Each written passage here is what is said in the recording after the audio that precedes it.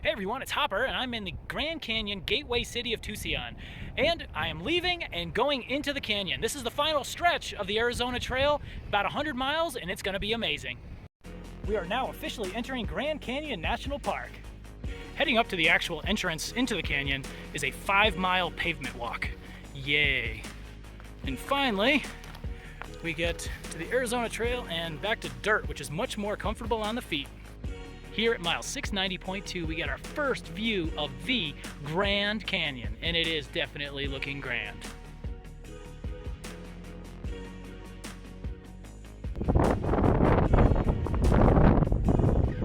The South Kebab Trailhead is the gateway into the canyon.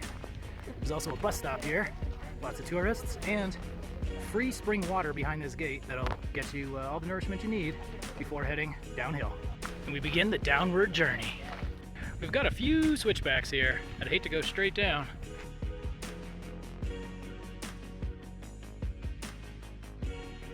Ooh, ah.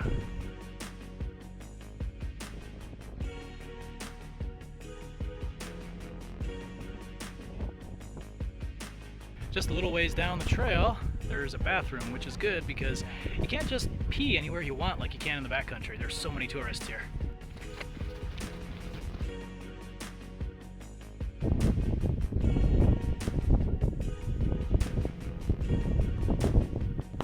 Here we get our first good view of the mighty Colorado River, which created this Grand Canyon.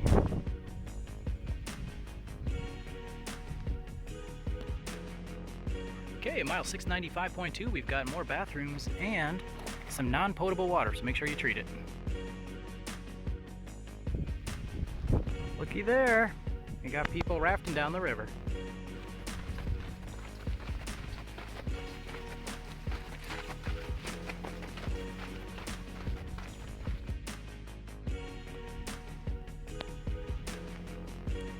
Looks like we got some swimmers down there. We got a bridge, but we'll cross that when we get to it.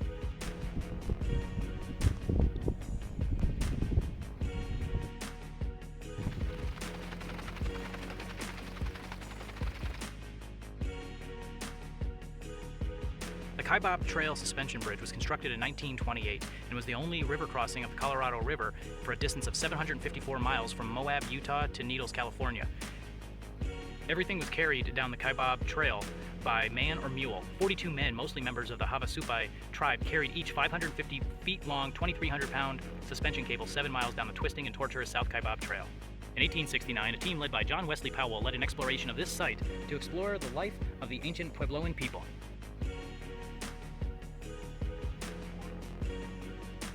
For some tribes, their place of ancestral emergence into this world lies deep within the Grand Canyon.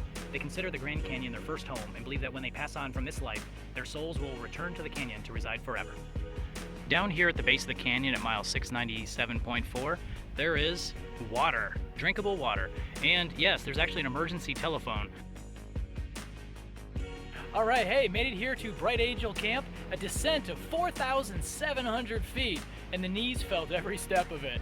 But yeah, this is the bottom, got the Colorado River not too far, and I actually got some trail magic on the way down, got some nice beer.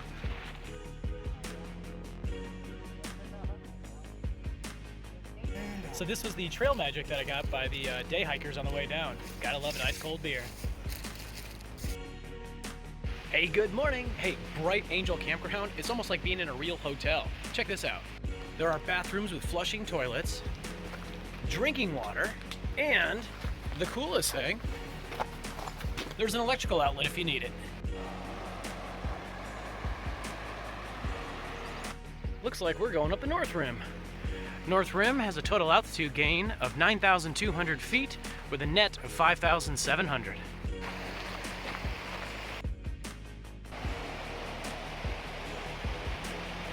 Guess where we're at? Yep, mile 700.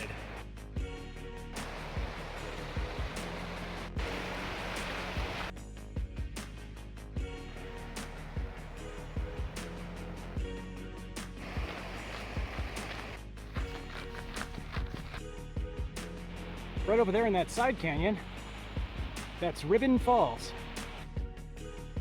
This is the bridge-driven falls, but as you can tell by the giant dog leg in the middle of the bridge, it has some significant structural issues and therefore is closed.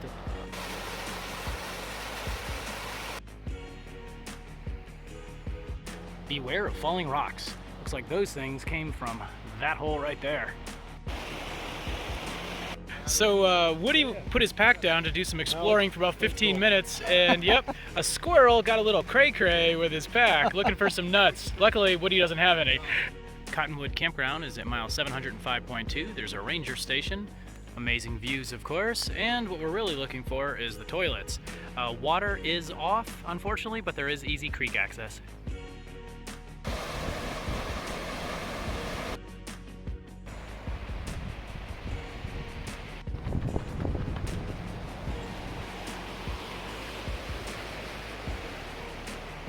All right, mile 706.7, we got a great picnic area.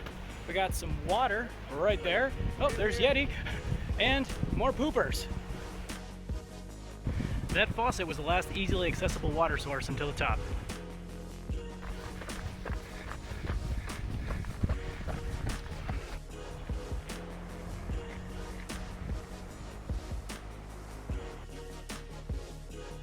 So we just encountered China Rock and Wonder Kid. They're doing rim to rim to rim. What do you guys think? I think this is probably the best run of my life. Still, everyone should do it if they can. And I just love this shit. It's like going home, man. It's the best place in the world. Hello. Awesome.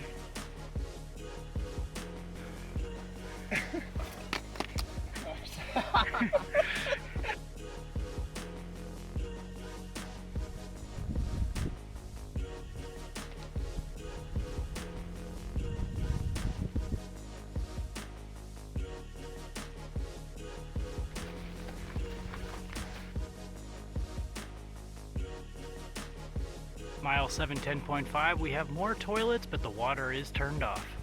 Yep, definitely no water here. And here's our first snow in a long time.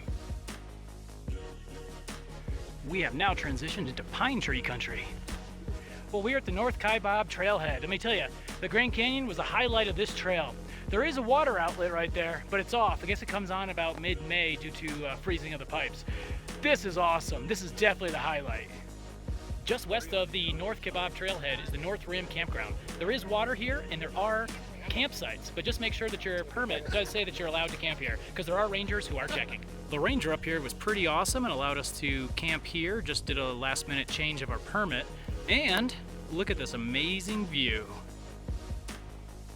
I don't know if you can tell in the video, but I am being swarmed by gnats right now, and they've been pretty vicious since about halfway up the North Rim. Ugh.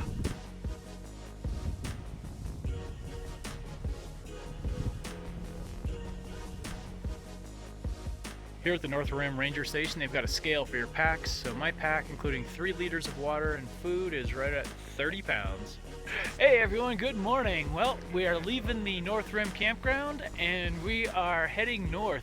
However, we talked to one of the rangers and he said that basically from here to the border is going to be snow, so there may be some road walking and apparently some road dancing also behind me.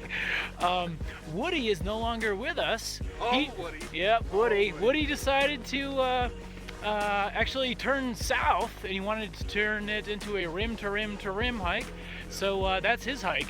And what we're doing ours, we got only about 70 miles or so to go to finish the Arizona Trail.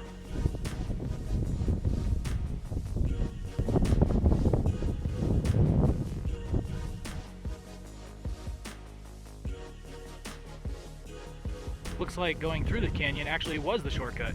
Now leaving Grand Canyon National Park, which means we can camp anywhere we want without a permit. We've got Crane Lake at mile 742.2, and that's a very good water source. Hey, good evening from camp here at mile 742.8. Today was an interesting day, a little combination of some trail and a lot more road. We'll call that the Arizona Trail alternate route because of all the snow. Even the forest ranger was telling us that the vast majority of people are road walking because the snow is just too deep, too much post holing, and yeah, it's rough. Hey, good morning! Whoa, almost post hold right there. So, yep, yesterday was a lot of road walking, but I'm gonna try to stick to the trail as much as possible today.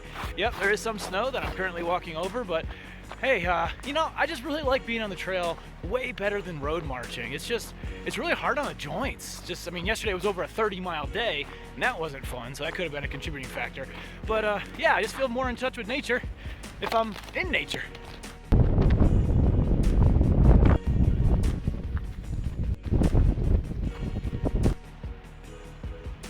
At the Murray Lake Trailhead at mile 753.5, there is a restroom, but it's locked for the season. But there is a water cache here in the bear box, as well as a can of Taco Complete. This is part of the Buffalo Trick Tank at mile 756.2. Snow comes here, melts, goes down this tube, magically ends up in that tank. However, I looked inside that tank, that lid, and a couple feet down there is water, but it has a lot of floaties and dead bugs and stuff on it. So my recommendation is to get your water from right here. It's dripping slowly, but it's dripping, and it looks a lot cleaner. There's also the option of this stagnant pond about 50 meters north of that trick tank. Here's a nasty looking rusty tank with some nasty looking water at mile 757.3, but hey, it's water if you need it. Big Ridge tank here at mile 760.1 is a big hole of nothing. Now this is one of the coolest looking cairns I've seen on trail. Instead of rocks, it's made with slices of wood. This is the Orderville Trailhead at mile 761.7. The restrooms right there, yep, still closed and locked for the season. Hopefully they open up next month. But we've got a bear box with a whole bunch of water. Right past the trailhead is Route 89A. And if you go down that way about 2.5 miles, there's Jacob Lake, where you can get resupply, a restaurant, and lodging. The three guys I was hiking with yesterday, Conan, Safety, and Yeti, went there because some of them are running low on food and some of them just couldn't resist a great burger. But me, I had plenty of food, so I'm continuing on the trail northbound. Okay, it looks like we have a trail closure coming up, but there is a reroute, so it is doable.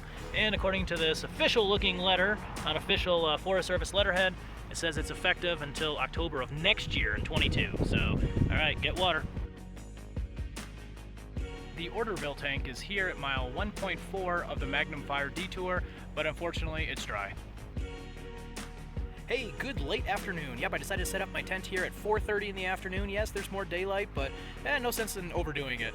I'm at mile 2.7 of the detour, making it a 25.5 mile day. I tell you, I really love being on trail versus that road walking. I saw some deer, and and as far as snow, it was minimal at best. Just a few short sections, and it's totally passable. But I'm gonna get some good rest and keep going toward the border tomorrow. Hey, good morning. Yep. Wow, I tell you, this is really surreal. Here it is on the 15th of April. I'm sitting here in my tent. The sun is trying to wake up too. I'm eating, that's Nor's stroganoff with a little bit of mashed potato and some Spam.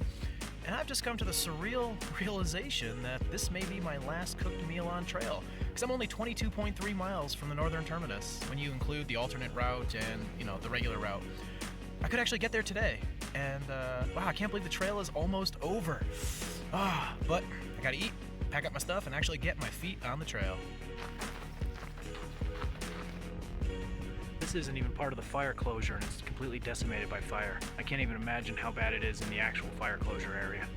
Looks like we've got another dried up lake here at mile 8.4 of the Magnum Fire reroute. Yep, looks like this entire reroute is dry, no water. And we now rejoin the Arizona Trail at mile 772.4, heading north to Utah.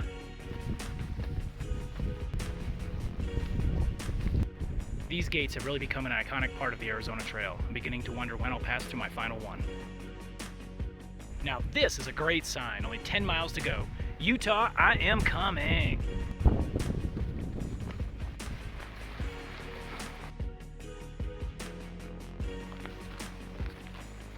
It's a tragedy for me to see the trail is over, but I never will forget the day we met. Arizona, I'm gonna miss you. If you didn't plan for enough water to get to the end, don't worry, at mile 784.6, there's this wildlife tank. 4 miles to go. 3.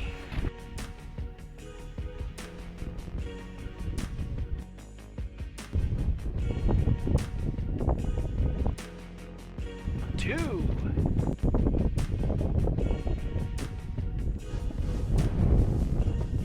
One.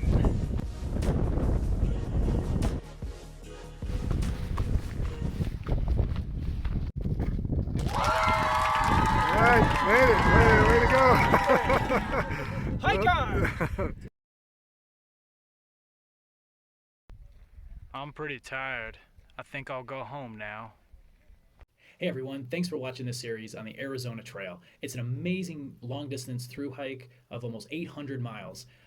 Yeah, it takes you all the way from the Mexican border all the way to the Utah border and takes you through all the different ecosystems and the diversity within the state of Arizona. Now, overall, it was an awesome hike and I highly recommend it.